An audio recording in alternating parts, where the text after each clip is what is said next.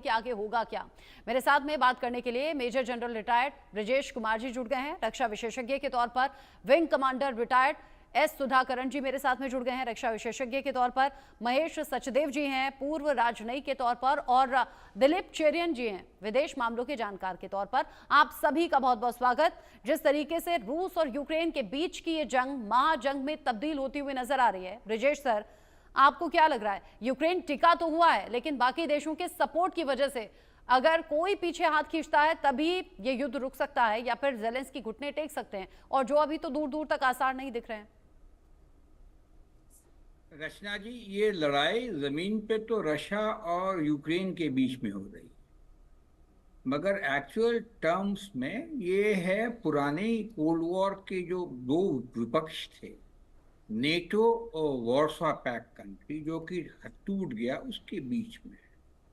और ये लड़ाई तो जब शुरू हो गई है, एक तरफ तो सुपर पावर रहा रशिया है, बहुत ही स्ट्रांग पावर है, और दूसरी तरफ में एक कंपैरेटिवली यूरोप के हिसाब से तो बड़ा देश था, लेकिन रशिया के मामले में बहुत छोटा। ये लड़ाई करीब 3 साल 5 महीने को आ गई और अभी तक चल रही है। ये देखें कि दोनों तरफ से उनके पास में नौजवानों की कमी हो गई है लड़ने की। आंकड़े अगर हम लें थिंक टैंक के द्वारा जो बताए जाते हैं, तो रशिया ने करीब 10 लाख सैनिक या हताहत हुए हैं या इंजर्ड हैं, और वही तुलना यूक्रेन की करें तो कहते करीब 6 लाख उनके सैनिक हताहत हुए हैं या इंजर्ड। ये बहुत बड़ा है, बिकॉज ये प्रोडक्टिव एज के ग्रुप के लोग होते हैं, 20 से लेके 35 साल के। ये कब तक लड़ेंगे? और ये नजर भी आ रहा, रशिया के पास में उनको सहायता देने के लिए आज के दिन में करीब 14,000 नॉर्थ कोरियन ट्रूप्स हैं, फाइटिंग फोर्स हैं, रेगुलर आर्मी के। उसके अलावा भी उन्होंने चेचन आर्मी और पहले वागनर आर्मी का भी सहयोग। यूक्रेन को ये तो बढ़त नहीं मिल पाई है, कुछ सैनिक तो नहीं मिल पाए किसी देश के, लेकिन कुछ उनकी तरफ इरेगुलर जरूर हिस्सा ले रहे होंगे इतने से। और ये जो सिलसिला शुरू हुआ पीस वार्ता का, करीब 5 महीने से चल रहा है, जब से क्या कहते हैं ट्रंप साहब ने मोर्चा संभाला है अमेरिका में, वो उसके पीछे लगे हुए हैं। लेकिन ये चूंकि समस्या थोड़ी जटिल है, इतना डिस्ट्रस्ट रहा है पुराना नेटो के बीच में और रशिया के बीच में 1945 से लेके आज तक, तो उसका समाधान भी होना उतना थोड़ा टेढ़ा लगता है। अगर हम ये देखें कि अभी तक पीस रहा है, 75-78 साल पीस रहा है, तो स्वाभाविक है अगर पीस रहा है और टूट रहा है, तो उसको सीमेंट करने के लिए, उसको मरम्मत करने के लिए कुछ और भी नई चीजें करनी पड़ेगी, बिकॉज उन दिनों से आज तक बहुत सारा पानी डैन्यूब में और वोल्गा में बह चुका है। तो ये जो लड़ाई है हम अभी देख रहे हैं, आर्मी की देख रहे हैं, एयरफोर्स की देख रहे हैं, ड्रोन्स मिसाइल की देख रहे हैं। एक साइलेंट सर्विस भी है जो रशिया का बहुत पोटेंट है, उसके बारे में मैं भी थोड़ा जिक्र करना चाहता हूं। वो है रशिया की नेवी। रशिया की नेवी चीन और अमेरिका के बाद में तीसरी सबसे बड़ी नेवी है पूरे वर्ल्ड। और इसकी खाली खासियत ये रही है कि इसके जो बड़े बेड़े जो हैं, नॉर्दर्न बेड़ा और ईस्टर्न बेड़ा, जो फ्लीट कहते हैं, वो कोल्ड वाटर बेड़ा है। वहां पे 5-6 महीने तक वो ऑपरेट नहीं कर सकते हैं। तो बचा क्या फिर? बाल्टिक सी, और ये जो हमारे यहाँ इनकी जो लड़ाई चल रही है, ब्लैक सी, उनकी ब्लैक सी फ्लीट और बाल्टिक, और एक छोटा फ्लोटिला है उनके पास में, क्या कहते हैं, कैस्पियन सी। अभी हम देखते हैं जो लड़ाई चल रही है यूक्रेन और रशिया के बीच में, ये क्रीमिया के कंट्रोल के ऊपर में, ये ओडेसा पोर्ट के कंट्रोल के ऊपर में बहुत लड़ाई हो रही।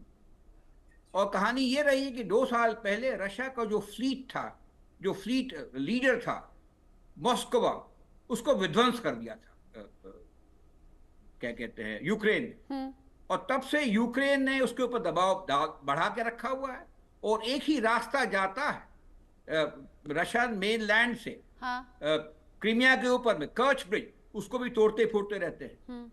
दूसरी एक और विडंबना देखिए रशिया की, उनका एक स्क्वाड्रन मेडिटेरेनियन के लिए सीरिया के एक पोर्ट में लगा रहता था। अब सीरिया का तख्ता बदली हो गया है, तो वो भी हमको फ्यूचर को पता नहीं कि मेडिटेरियन में रशिया की जो फ्लीट है वो रहेगी कि नहीं रहेगी, या स्क्वाड्रन है कि रहेगा। अभी जो आपने बताया कि दूर दूर तक अभी युद्ध रुकता हुआ नहीं दिख रहा है, रूस की जो ताकत है उसका भी जिक्र कर लिया, लेकिन सवाल ये कि अभी ग्राउंड ऑपरेशन की भी तैयारी है। इधर यूक्रेन के 50,000 से ज्यादा सैनिकों को ब्रिटेन ट्रेनिंग की बात कर रहा है, यानी युद्ध अभी और ज्यादा विध्वंसक होगा। और सुधाकरण जी, अगर ऐसा होता है तो सॉल्यूशन क्या आपको नजर आ रहा है? यानी ये युद्ध की स्थिति ऐसी ही चलती रहेगी, दोनों देशों में तबाही होगी, बाकी देशों पर जो प्रभाव है वो चलता ही रहेगा? पहले तो इस युद्ध को दो देशों की युद्ध बताना गलत है। ये युद्ध है ऑब्वियस ही बात है, रशिया बाकी और जो देश नेटो के सपोर्ट कर बीच। रहे हैं वो भी सीधे सीधे टक्कर है। रशिया और नेटो के बीच ये आपको जेलेंस्की और जब ट्रंप का मुलाकात हुआ था तो ट्रंप ने खुला जिक्र किया था कि जब तक मैं तुम्हारे पीछे हूं तब तक तुम्हारा जंग चलता रहेगा। तो ये हमें भी समझना जरूरी है, वरना हम ऐसे टीवी डिबेट में भी यही बोलते रहेंगे रशिया यूक्रेन चल रहा है, रशिया यूक्रेन चल रहा है। ये लोगों को गुमराह करने के बराबर है। दूसरी चीज, ये लड़ाई, ये जंग क्यों हो रही है और ये जंग इतना देर क्यों चल रहा है? क्योंकि नेटो वहां पे है। ये लगभग बराबरी भी नहीं बोल सकता हूं, नेटो का पलड़ा इसमें भारी है। बेशक वो चुपके वार कर रहे हैं, इसलिए उनके सारे जो औजार हैं, जो हथियार हैं, वो जंग में बाहर नहीं निकले हैं। उनका मूल मकसद ये है कि रशिया को किसी तरह से वीकन करने का। जितना लंबा ये जंग जारी रहेगा, यूक्रेन की तो तबाही होगी ही होगी, जिसका उनको कोई लेना देना नहीं है। वो तो वो यही देख रहे हैं कि ठीक है, वो पहले सोवियत संघ का एक पार्ट था, तो अभी उसमें वहां पे अगर हमने सैक्रिफाइस कर दिया तो कर दिया।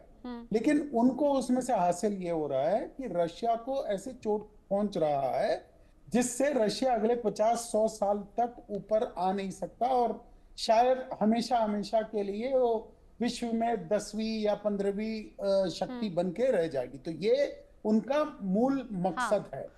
ये बात सुधाकरण जी, पुतिन आप भी अभी